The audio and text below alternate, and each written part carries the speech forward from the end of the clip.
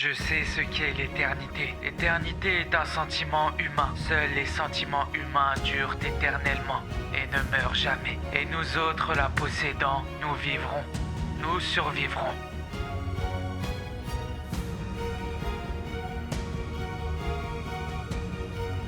La bonté en parole amène la confiance. La bonté en pensée amène la profondeur. La bonté en donnant amène l'amour. Et s'il y a un mot qui caractérise Kagaya, c'est bien celui-ci. Ayant toujours agi dans l'ombre, il est la lumière qui éclaire les âmes égarées de l'armée des pourfendeurs. Il deviendra le père qu'ils n'ont plus. Ils deviendront ses enfants. Il est la providence, le protecteur d'une association datant de plus d'un millénaire. Chaque choix repose sur lui, sur sa clairvoyance. Et il ne cessera de répondre à son devoir jusqu'à la toute fin, jusqu'à ce que la malédiction le rattrape, jusqu'à ce que le diable vienne à la rencontre de l'ange. Alors, si sa gentillesse improvise, l'agressivité de Kagaya, elle se prépare. Véritable leader, il aura au cours de sa courte vie formé 9 piliers qui lui voueront fidélité et respect. Il aura décelé en chacun d'eux une étincelle qui deviendra plus tard la flamme de la révolution. Voilà donc qui il était, l'autre face cachée d'une pièce. Après vous avoir conté l'histoire du symbole du mal, laissez-moi vous raconter celle de la bénédiction. Celle aussi où tu t'abonnes à ma chaîne pour le soutien, la motivation, tout ça. Laissez-moi vous parler d'un homme à l'apparence angélique. Laissez-moi vous parler d'un ange en croisade contre le malin. Laissez-moi vous parler d'un guerrier qui ne brandissait pas de lame. Laissez-moi vous parler du chef de l'armée des pourfendeurs, Kagaya Ubuyashiki.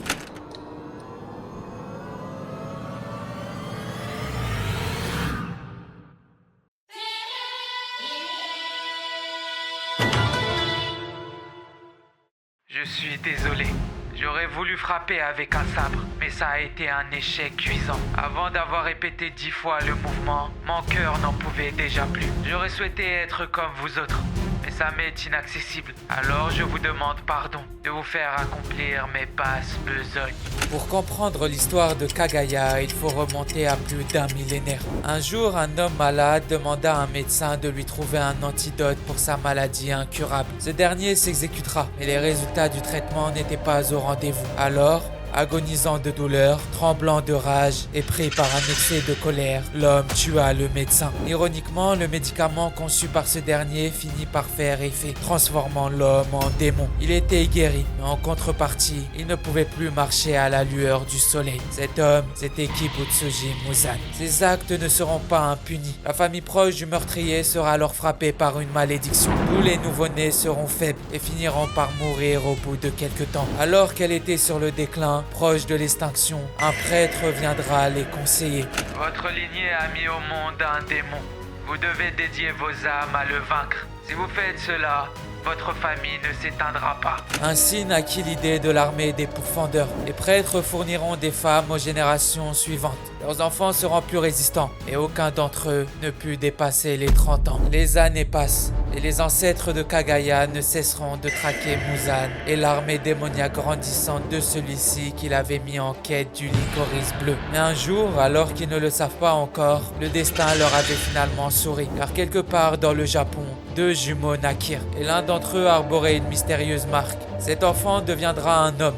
Il deviendra Yorichi, le premier possesseur de souffle de l'histoire. Après qu'un démon ait tué sa femme qui portait son enfant en elle, un pourfendeur qui traquait ce même démon fera sa rencontre. D'abord surpris que l'homme ait pu rester 10 jours durant blotti contre le cadavre de sa femme, il dévoilera à Yorichi l'existence des démons, expliquant leur quête. Tant que Muzan existe, personne ne pourra vivre tranquillement. Ça n'arrivera jamais. Yorichi se joindra alors à leur quête. Il leur apprendra à manier le souffle. Les premiers piliers se démarquèrent alors et l'armée des pourfendeurs finit par prendre le dessus sur celle des démons. Mais voilà, un jour Yorichi croisera le roi démon. Il aura échoué à le tuer et ce dernier prendra la fuite. Couplé au fait que son frère jumeau avait rejoint l'armée démoniaque, l'homme à la marque se fera bannir de l'armée des pourfendeurs. Et l'ancêtre de Kagaya ne put faire autrement que d'accepter la décision. Les années passèrent. Muzan n'était plus actif. Il n'attendait qu'une chose, que Yorichi meure pour ressurgir de l'ombre. Et ce jour finit par arriver. Une fois l'homme le plus fort du monde disparu, le roi démon recrutera de terribles monstres pour ne plus jamais avoir à se cacher. Les lunes supérieures naquirent. Jusque-là, elles resteront intactes des centaines d'années durant. Et ce jour arriva. Ce jour où le chef de l'armée des pourfendeurs se donna la mort à l'âge de 19 ans, ne supportant plus l'idée que ses soldats perdent de la vie jour après jour. Ce jour où tous ses frères et sœurs décédèrent. Ce jour où il n'en restait qu'un seul, qu'un pauvre enfant âgé de 4 ans qui hérita du poste de chef de famille. Ce jour où Kagaya prit les rênes. Pour devenir un véritable chef de guerre, il faut avoir des lieutenants prêts à tout pour nous. Kagaya se mettra alors en quête de ces derniers. Avant tout, il lui fallait un leader. Il eut alors écho d'un colosse de plus de 2 mètres qui avait combattu un démon une nuit entière à main nue, ou plutôt massacré. À ses côtés, il lui fallait un guerrier intrépide, fougueux, dont la haine envers les démons n'a d'égal que sa soif de vengeance. Il entendit alors parler d'un jeune homme qui traquait et tuait les démons sans armes du soleil. Mais l'entente avec ce dernier fut difficile. Sanemi reprochera à Kagaya de constamment sourire, sans risquer sa vie, sans se salir les mains, pendant que d'autres souffrent en ce monde. Il se contente de donner des ordres. Ça se voit beaucoup trop que tu nous prends pour des imbéciles. Tu vois tes soldats comme des pions dont tu peux disposer. Pas vrai? Je parie que c'est à peine si tu sais comment tenir un sabre. Et c'est toi notre chef. Pathétique. À ces propos, Kagaya répondra par de simples excuses. Il aurait souhaité être comme eux, pouvoir se battre aussi, mais sa condition physique l'en empêchait. Alors il ne peut que s'excuser. Son regard rappelait à Sanemi celui de sa mère, un amour que seuls les parents peuvent ressentir pour leurs enfants. Il ajoutera que s'ils étaient des pions, alors il en est un aussi. Il n'est pas supérieur à lui, ni à quiconque. S'il le voit tel quel, il peut ne pas le respecter. Il souhaite seulement que Sanemi, en tant que pilier, protège les innocents. Il s'excusera également de la mort de l'ami de ce dernier. On apprendra que Kagaya a appris chaque nom et histoire de chaque pourfendeur tombé. Sanemi sera sous le choc. Kagaya lui offrira alors le testament de son ami décédé, faisant couler des larmes au pilier le plus dur de tous. Il lui fallait également des combattants enthousiastes et flamboyants. Il fera de Rengoku le remplaçant de son père ancien pilier. Malgré la réticence des autres piliers, Kagaya voyait déjà la flamme ardente de Kyojuro. Il demandera également à Tengen de rejeter ses valeurs d'enfance, de rester lui-même, de s'accepter,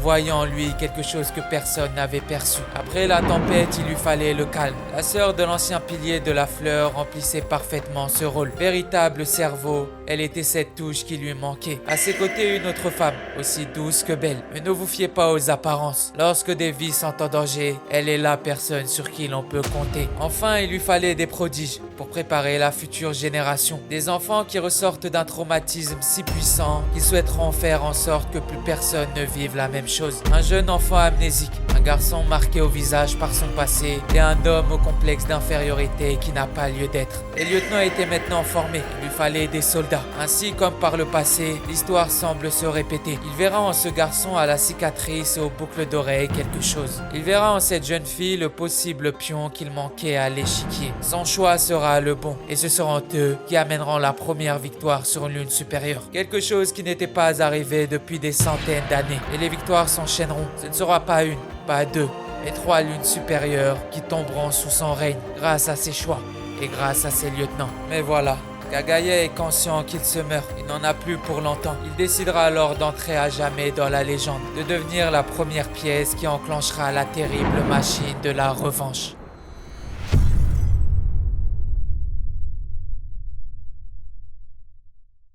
Le froid était glacial et il se tenait là, debout. Le démon que sa famille poursuit depuis un millénaire. Kagaya demandera à sa femme de le décrire. Il avait perdu la vue et était très affaibli. Elle s'exécutera. C'était un homme proche de la trentaine. Ses yeux étaient d'un rouge prune et ses pupilles celles d'un félin. Kagaya s'adresse alors au démon. Il doit sûrement en vouloir à sa famille. C'est pourquoi il était sûr qu'il viendrait le tuer de ses propres mains. Mais Muzan se voit déçu. Il a vécu un millénaire sans que son corps ne subisse les effets du temps. Et la famille qui s'était toujours mis en travers de son chemin en est réduite à cela. Tu es répugnant.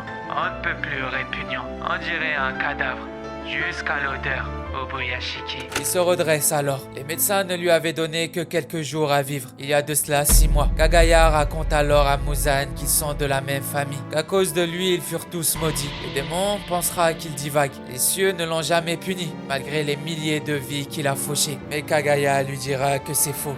Avant de lui demander son rêve, le roi démon reste muet. Kagaya réitère sa question, mais Muzan reste perplexe. Le chef des pourfendeurs se tient face à lui et pourtant, il ne ressent aucune haine venant de lui. Ses enfants chantent et jouent à côté. Cette sensation de nostalgie, de soulagement, elle le répugne. Le domaine est vide. sans garde, seulement sa femme et ses 2 filles. Kagaya répond alors à sa propre question. Muzan rêvait d'éternité, d'être indestructible. Le démon confirme et il est sur le point de le réaliser. Kagaya réfute à nouveau. L'éternité, ce sont les sentiments humains. Ils traversent les âges, ils sont éternels. Beaucoup de pourfendeurs sont morts à travers le temps, mais ils n'ont pas disparu pour autant. Tu n'as jamais été pardonné, pas une fois en 1000 ans. Tu as marché sur la queue du tigre plusieurs fois, t'exposant au courroux du dragon. Tu as en fait réveillé une créature qui sommeillait depuis longtemps, et ils te détestent au plus haut point. Ils ne te laisseront jamais t'en tirer, mais toi tu peux pas comprendre, Muzan, pas vrai, parce que toi et ton espèce, vous cesserez d'exister si tu meurs. Eshtor. Cette phrase était de trop. Muzan en avait assez. Il comptait en finir. Mais Kagaya le mettra en garde une dernière fois. Son armée n'a pas besoin de lui autant qu'il le croit. Et sa mort ne restera pas sans conséquence. Il a la chance d'être adoré de ses pourfendeurs et plus particulièrement de ses piliers. Leur morale sera plus haut que jamais. Muzan lui demandera s'il a fini. Kagaya confirme, étonné de voir que le roi démon l'ait écouté jusqu'à la fin, avant de conclure par un simple merci. Seules les flammes l'entourent. Muzan comprend alors. Kagaya avait le sourire de Bouddha. Il n'a pas hésité à sacrifier sa femme et ses enfants. Lui qui pensait que Kagaya était un humain normal, il était en réalité unique. Alors ce n'est pas fini. Kagaya lui réservait encore un tour. Il aurait donc fait le leur. Sa haine envers lui était telle une vipère tapie au fond de son âme. Il ressentait presque de l'admiration pour ce dernier. La suite, vous la connaissez. Je vous invite à regarder la story de Muzan qui complète celle-ci, ou alors celle de tous les piliers. Le choix de Kagaya portera ses fruits. Son sacrifice n'aura pas été vain et ses enfants adorés remporteront la victoire. Et sa mort aura été la première pierre qui déclencha l'avalanche. Le sacrifice est le seul domaine aussi fort que celui du mal. Et tu l'auras compris bien assez tôt. Pour combattre le mal, tu n'auras pas hésité à offrir toutes ces vies. Mais tu ne le feras jamais gratuitement. Tu accepteras de porter ce fardeau sans pour autant les oublier. Toutes ces vies arrachées, ces âmes brisées, tu les marqueras à jamais en toi. Ils ne te quitteront pas. Chaque décision, chaque initiative seront le résultat de ta détermination. Ainsi, ce lien si particulier, cette relation parent-enfant, t'aura permis de devenir leur lumière. Ce soleil qui même dans les temps les plus sombres brille de 1000 feux. Tu étais leur tout. Lorsqu'une baisse de foi nous prenait, il suffisait de te regarder. Et puis, sans s'en rendre compte, nous voilà à nouveau déterminés à se battre pour toi. Alors oui, tu n'étais pas un guerrier au sens propre du terme. Pourtant, que tu le veuilles ou non, à mes yeux tu l'étais. Te retrouver si jeune à la charge d'un empire colossal, de la seule force luttant depuis un millénaire face au mal, pour finalement accoucher de la plus belle et forte génération de combattants. Alors merci Kagaya. Sans toi, qui sait ce que serait devenue l'armée des pourfendeurs? Sans toi, qui sait ce que seraient devenus ses piliers? Sans toi, qui sait ce que seraient devenus nos héros? Et sans ton sacrifice, qui sait si on l'aurait emporté? Je finirai en te citant personnellement. L'éternité, c'est bien nos sentiments. Alors tu ne mourras jamais, car partout dans le monde, il restera toujours quelqu'un pour te remercier, quelqu'un pour compter ta légende, quelqu'un pour se rappeler de ta bonté, de ton abnégation, mais surtout de ton dévouement. Bon voilà, ça faisait longtemps les stories sur Demon Slayer et ça m'a vraiment donné les émotions à l'écriture de celle-ci, me remémorant le bon vieux temps de la chaîne. Vous avez été nombreux à la réclamer celle-ci et il aura fallu plus d'1 an. Mais j'espère avoir rendu honneur à ce personnage incroyable, sans qui rien n'aurait été aussi simple. Tu peux me proposer en commentaire d'autres stories. Vous inquiétez pas, celle de Tanjiro arrivera bientôt. L'écriture et le montage m'a pris pas mal de temps aussi. Du coup, si tu peux liker et t'abonner pour me soutenir, ça me ferait grave plaisir. Je stream aussi sur Twitch, donc n'hésite pas à follow la chaîne. Il y a également mon Insta pour voir ma grosse tête, le Twitter pour me parler directement, le TikTok où je fais du contenu original et le Discord où pas mal de choses se passent en description. On se retrouve bientôt pour une prochaine vidéo. Sur ce, peace out!